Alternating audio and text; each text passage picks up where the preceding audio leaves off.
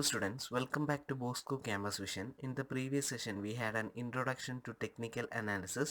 So now we are moving on to an important theory in technical analysis, that is DOW Theory.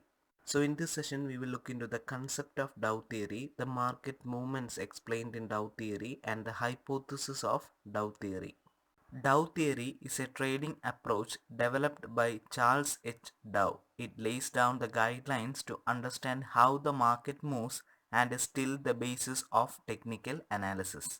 So father of technical analysis എന്നറിയപ്പെടുന്ന Charles H ഡൗ develop ചെയ്ത തിയറിയാണ് ഡൗ theory.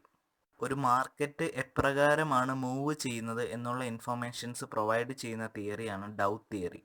അതുപോലെ technical അനാലിസിസിൻ്റെ ഒരു base formation ആണ് ഡൗ theory എന്ന് പറയുന്നത്. Technical അനാലിസിസിൻ്റെ ഒരു root എന്ന് പറയുന്നത് ഈ ഡൗ തിയറിയുടെ ഫോർമേഷനിൽ നിന്നാണ്. The theory was presented in a series of editorials in the Wall Street Journal during the 1900s and 1902. So Wall Street Journal എന്ന് പറഞ്ഞ ഒരു ഫേമസ് പബ്ലിക്കേഷനിൽ നിരവധി തവണ പ്രസൻറ്റ് ചെയ്തിട്ടുള്ള ഒരു തിയറിയാണ് ഡൗ തിയറി എന്ന് പറയുന്നത്. Charles H Dow was basically a journalist and the co-founder of Dow Jones multinational company. And according to Dow theory, the price movements in the market can be identified by means of a line chart. In chart, closing prices may be plotted against the corresponding trading days. These charts help in identifying the primary and secondary movements. So Dow തിയറിയിൽ പറയുന്നത് ഒരു line chart ഉപയോഗിച്ച് നമുക്ക് price movements identify ചെയ്യാൻ സാധിക്കുമെന്നാണ്. So ഓരോ trading ഡേയ്സിലെയും closing price അതിന് കറസ്പോണ്ടായിട്ട് plot ചെയ്തതിന് ശേഷം അതിൻ്റെ പ്രൈമറി സെക്കൻഡറി മൂവ്മെൻറ്റ്സ് വെച്ചിട്ട് അതിൻ്റെ യഥാർത്ഥ പ്രൈസ് മൂവ്മെൻറ്റ്സ് ഐഡൻറ്റിഫൈ ചെയ്യാൻ സാധിക്കുമെന്നാണ് ഡൗ തിയറിയിൽ പറയുന്നത്. Dow theory also states that the market has 3 movements and these movements are simultaneous in nature. And these movements are the primary movements, secondary reactions and the minor movements.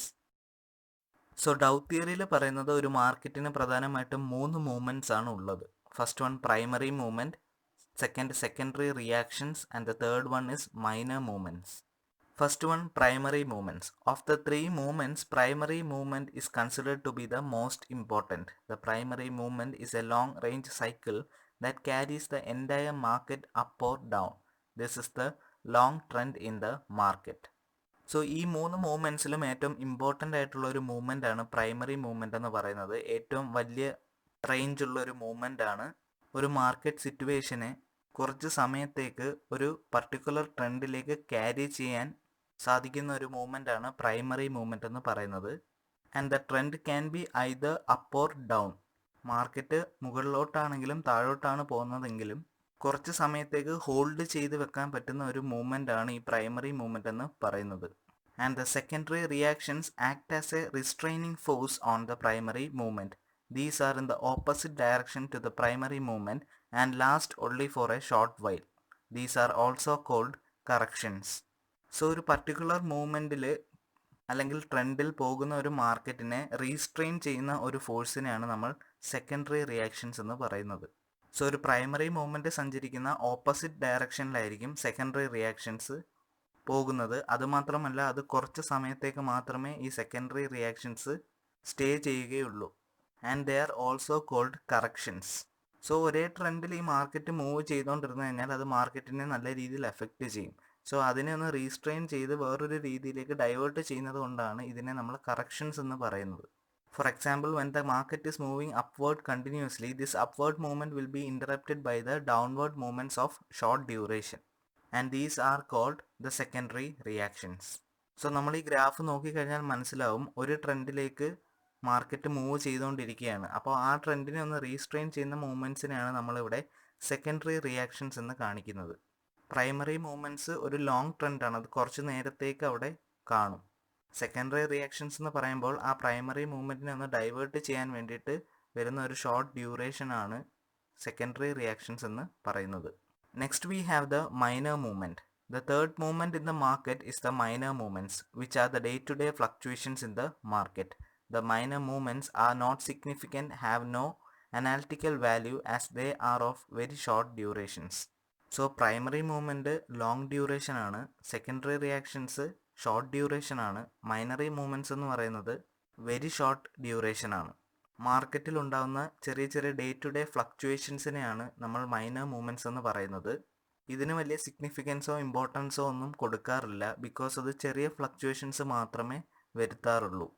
So these three movements in the market are compared to the tides, waves and ripples in the ocean. So ഇത് മൂന്നും കടലിലുണ്ടാകുന്ന തിരമാലകളാണ്, പക്ഷെ അതിൻ്റെ ഫോഴ്സിൻ്റെ കാര്യത്തിൽ വ്യത്യാസമുണ്ട്. Tides എന്ന് പറയുമ്പോൾ gravitational force കൊണ്ടുണ്ടാകുന്ന വലിയ വേവ്സുകളാണ്. ഇനി വേവ്സ് എന്ന് പറയുമ്പോൾ വിൻഡിൻ്റെ ഇത് കൊണ്ടുണ്ടാകുന്ന ചെറിയ മൂവ്മെൻറ്റ്, വാട്ടറിൻ്റെ മൂവ്മെൻറ്റിനെയാണ് നമ്മൾ ചെറിയ വേവ്സ് എന്ന് പറയുന്നത്. പിന്നെ റിപ്പിൾസ് എന്ന് പറയുമ്പോൾ ഏറ്റവും ചെറിയ മൂവ്മെൻറ്റിനെയാണ്, വാട്ടർ സർഫസിൻ്റെ ഏറ്റവും ചെറിയ ഒരു മൂവ്മെൻറ്റിനെയാണ് നമ്മൾ റിപ്പിൾസ് എന്ന് പറയുന്നത്. So because of this, the three movements in the market are compared to the tides, waves and ripples in the ocean. Next we have the hypothesis of Dow theory. The theory also makes some assumptions which have to be referred to as the hypothesis of the theory. So hypothesis എന്ന് പറയുമ്പോൾ ഒരു മുൻകാല പ്രവചനം പോലെയാണ്. ഒരു situation അങ്ങനെ ആയേക്കാം, അതല്ലായേക്കാം, എന്ത് വേണമെങ്കിലും സംഭവിക്കാം. പക്ഷേ കുറച്ച് ഹൈപ്പോത്തിസിസ് അല്ലെങ്കിൽ അസംഷൻസിൻ്റെ ബേസിസിലാണ് ഡൗ തിയറി ഫോർമുലേറ്റ് ചെയ്യപ്പെട്ടിട്ടുള്ളത്. The first hypothesis state that the primary trend cannot be manipulated. It means that no single individual or institution or group of individuals and institutions can exert influence on the major trend of the market. So first ഹൈപ്പോത്തിസിസിൽ പറയുന്നത് എന്താണെന്ന് വെച്ച് കഴിഞ്ഞാൽ, ഒരു ഇൻഡിവിജ്വലോ അല്ലെങ്കിൽ ഒരു ഇൻസ്റ്റിറ്റ്യൂഷനോ അല്ലെങ്കിൽ ഒരു ഗ്രൂപ്പ് ഓഫ് ഇൻഡിവിജ്വലിനോ ഇൻസ്റ്റിറ്റ്യൂഷനോ മാർക്കറ്റിൻ്റെ പ്രൈമറി ട്രെൻഡിൽ ഒരു മാറ്റങ്ങളും വരുത്താനായിട്ട് സാധിക്കില്ല. However manipulations is possible in the day to day or short term investment in the market. Minor മൂവ്മെൻറ്റ്സിനെയാണ് ഇവിടെ ഉദ്ദേശിച്ചിരിക്കുന്നത്. മാനിപ്പുലേഷൻസ് എന്ന് പറയുമ്പോൾ നമുക്ക് ഡേ ടു ഡേയിൽ നടക്കുന്ന ട്രേഡിങ്ങിൽ അല്ലെങ്കിൽ ഷോർട്ട് ടേം ഇൻവെസ്റ്റ്മെൻറ്റ്സിലൊക്കെ നമുക്ക് ചെറിയ രീതിയിലുള്ള മാറ്റങ്ങൾ വരുത്താനായിട്ട് ഈ ഇൻഡിവിജ്വൽ സ്റ്റോക്സിന് അല്ലെങ്കിൽ ഗ്രൂപ്പ് ഓഫ് ഇൻഡിവിജ്വൽസിനും ഇൻസ്റ്റിറ്റ്യൂഷൻസിനും സാധിക്കും. അല്ലാതെ ലോങ് റണ്ണിൽ ഒരിക്കലും ട്രെൻഡ് മാനിപ്പുലേറ്റ് ചെയ്യാനായിട്ട് സാധിക്കില്ല. The second hypothesis state that the average discounts everything. Even the natural calamities such as an earthquake or plague etc. get quickly discounted in the market.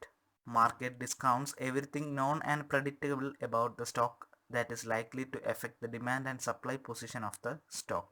So discounts everything എന്നുകൊണ്ട് ഉദ്ദേശിക്കുന്നത് എക്കണോമിയിൽ ഉണ്ടാകുന്ന എന്തൊരു ചേഞ്ചസും അത് market വാല്യൂസിനെ effect ചെയ്യും. അത് natural calamities ആയിക്കോട്ടെ, എന്തായിക്കോട്ടെ, മാർക്കറ്റിൻ്റെ stock വാല്യൂസിൻ്റെ ഡിമാൻഡും സപ്ലൈയും എഫക്റ്റ് ചെയ്യുന്ന ഫാക്ടേഴ്സ് ആണെങ്കിൽ ഉറപ്പായും മാർക്കറ്റ് അത് ഡിസ്കൗണ്ട് ചെയ്ത് അതിൻ്റെ റിസൾട്ട് കാണിക്കും എന്നാണ് ഡൗ തിയറിയുടെ ഒരു assumption. And the third hypothesis state that the theory is not infallible. It is not a tool to beat the market but provides a way to understand it better. The theory is only concerned with the trend of the market.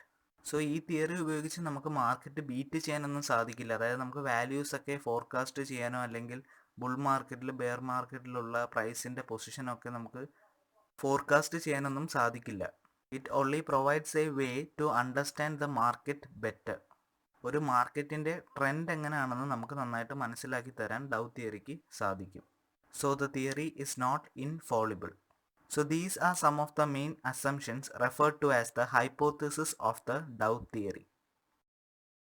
So in this session we discussed about Dow theory, the market movements mentioned in Dow theory and the hypothesis or assumptions of Dow theory. Hope all are clear with the topic. Thank you.